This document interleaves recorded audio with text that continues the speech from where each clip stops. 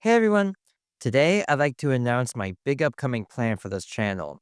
Up until this point, I've been reviewing movies from my top 1000 in a completely random order, but that will temporarily be put on hold because I've decided to go ahead and review my top 30 favorite films in order.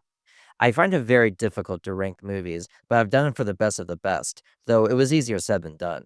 And to be honest, I'm still not 100% confident in the exact order, but I think what I have right now is good enough. Unfortunately, I had to leave out many movies I adore, so this video will be dedicated to briefly naming many honorable mentions that didn't quite make the cut. But first, a tiny bit of backstory. Doing this channel has been a great experience. I don't consider myself particularly good at analyzing movies or anything like that, but I've been getting better at expressing how I feel about movies, why I like them, and what they mean to me through this channel. I've made so many discoveries about movies I already love by looking at them very closely, thus making me love them even more. I'm still very much committed to making videos about all of my top 1000 favorite movies, but let's be honest, that'll take years, maybe decades to complete. Thus, instead of saving this for the end of the series, which might be like 15 years from now, I want to go ahead and do it now. After all, if nothing else, I want to make sure I can at least pour my heart out about the movies that mean the absolute most to me. But enough backstory. Let's talk about the movies that unfortunately didn't make the cut, starting with movies that would have easily been on this list before, that frankly I'm surprised aren't here now. If you have told my high school and early college self that these movies wouldn't even make my top 30, I would never have believed you.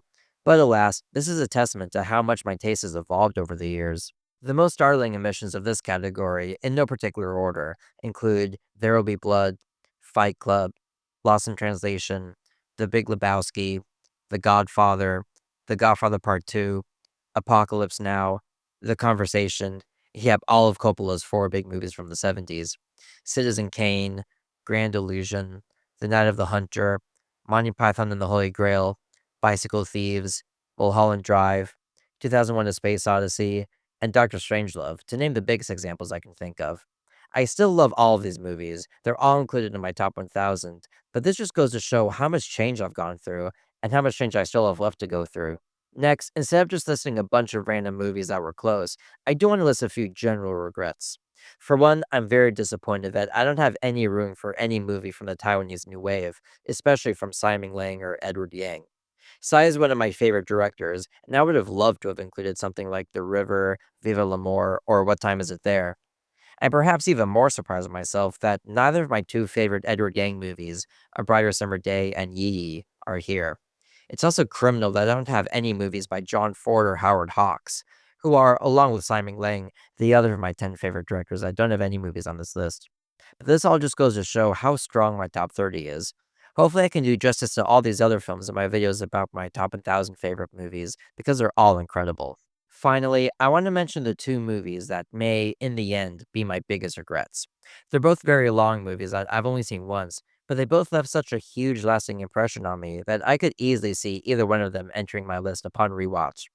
The first is Happy Hour by Ryusuke Hamaguchi, a nearly 5.5 hour movie that, despite, or perhaps because I watched with Japanese subtitles, felt like a once in a lifetime experience. It's an exciting combination of Revette and Romer that can be said to be essentially a series of pretty lengthy conversations that feel brisk, even if some last around a half an hour. How the main and side characters evolve and how their situations change left a huge impact on me. The second is the absolutely behemoth 26-hour The Second Heimat. This massive experience tracks his characters throughout 1960s Germany, and this has got to be the most powerful evocation of a certain era I've ever seen. I have no doubt in my mind that it's one of the best movies ever made. I especially feel confident saying that because of how few people have actually seen it, so almost no one watching this video can argue against me. But seriously, I think it's one of the most life-changing movie experiences there is. And if and when I finally rewatch this beast, I think its place on my top 30 is pretty much guaranteed. I usually don't like to talk in hyperboles, but this demands it. But for now, if I had to say only one movie that's probably my number 31, a movie that's absolutely ready for prime time, were not for the arbitrary number 30, it would be Magnolia by Paul Thomas Anderson. Thrilling from beginning to end, this has got to be one of the best night movies ever made, emotionally and cosmically connecting its characters while wearing its enormous beating heart on its sleeve. What are the 30 films that beat out this masterpiece? You'll just have to wait for my next video to find out, where I'll start listing my top 30 favorite films in order. Thanks so much for watching. I'll see you then.